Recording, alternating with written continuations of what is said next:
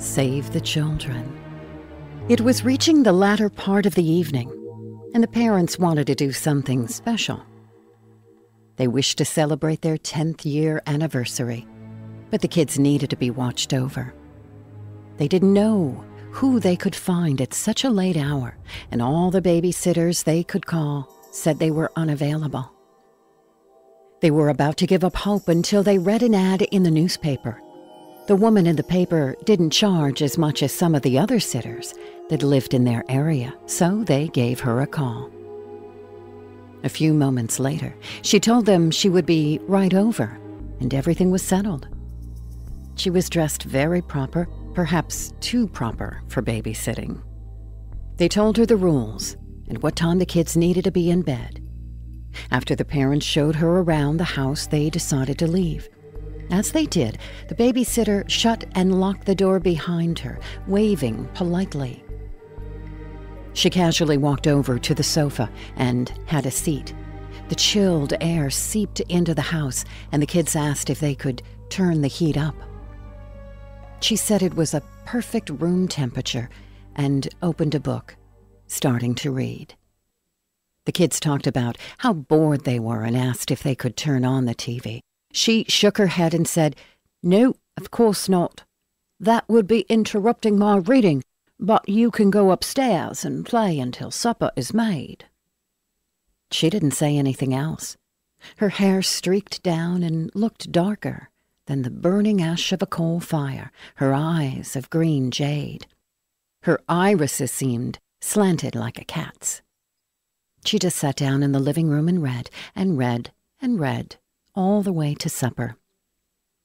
The kids made their way downstairs when she called them for dinner and noticed hardly any lights were turned on. "Why is it so dark in here?" the children asked. She answered back almost in a whisper, "Because we can't let him know we're here." She had quite a nice feast set out for them, and it smelled simply delicious. As they helped themselves to some of the food, one of the kids finally asked another question. "Who is him?" The babysitter looked over to the kids, a slight glimmer in her eyes, gazing down, as some of the light in the room reflected in her eyes. "My husband. He just broke out of prison. It's not too far away from here. If he finds us, he'll kill me first. Then he will come after you." The kids thought it was a cruel joke, but as the story went on, they became more convinced. One of them ran over to the phone and started to call the police, but the babysitter yanked the phone cord and it snapped from the wall. "Oh, no, he will find you, for sure, that way. He will just wait until the police leave and target the house the police went to." "What if he finds us?" one of the kids wondered, shaking in fear. "Then you better save your breath. You'll need it for your screams when he tears your flesh apart."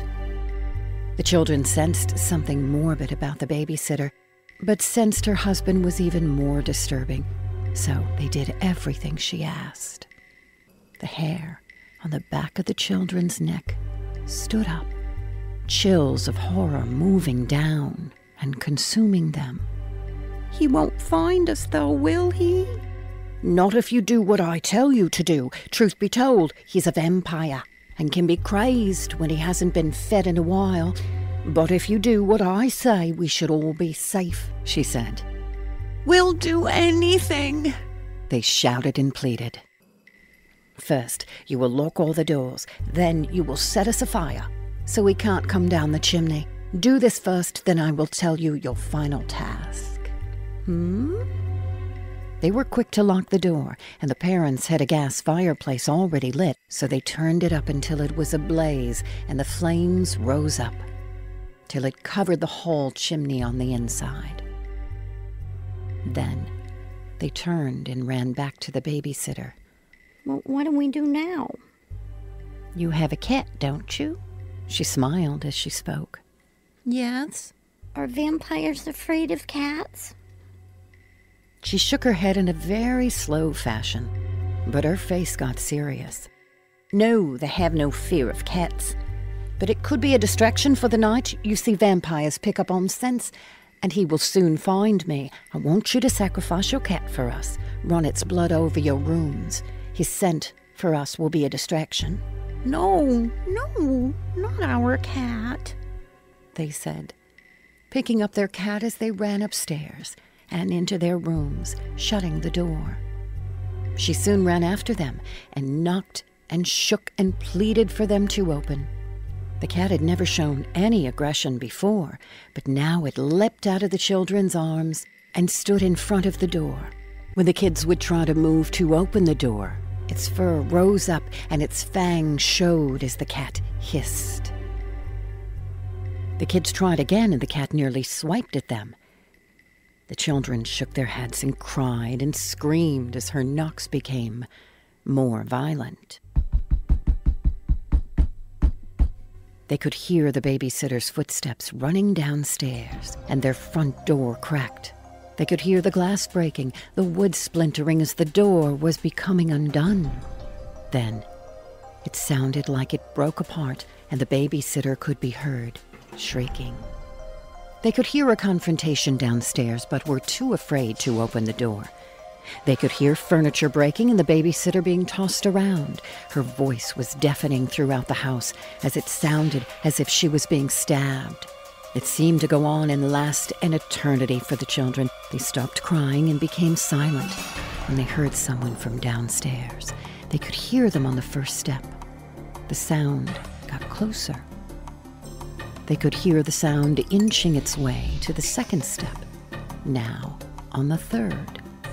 They could hear the sound outside in the hallway. They heard it move past their mother's room. Now it was right outside their door.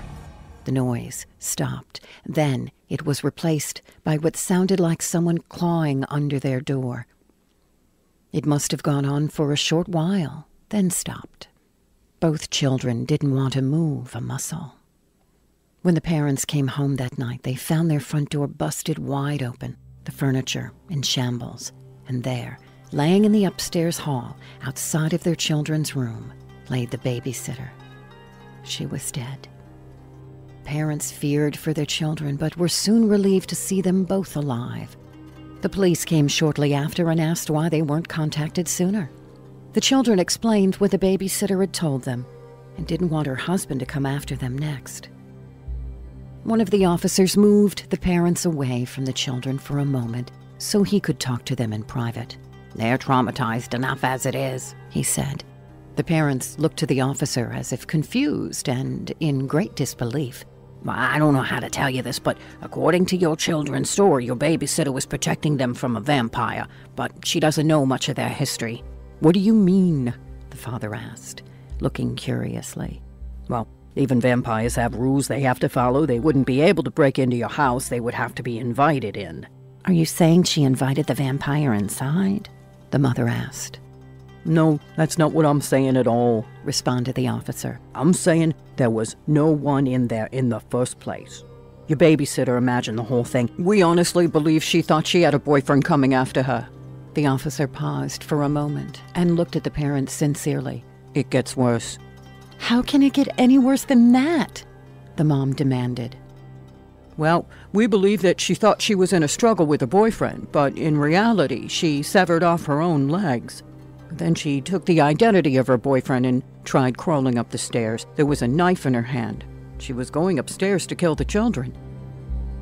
Thank God your kids never opened the door."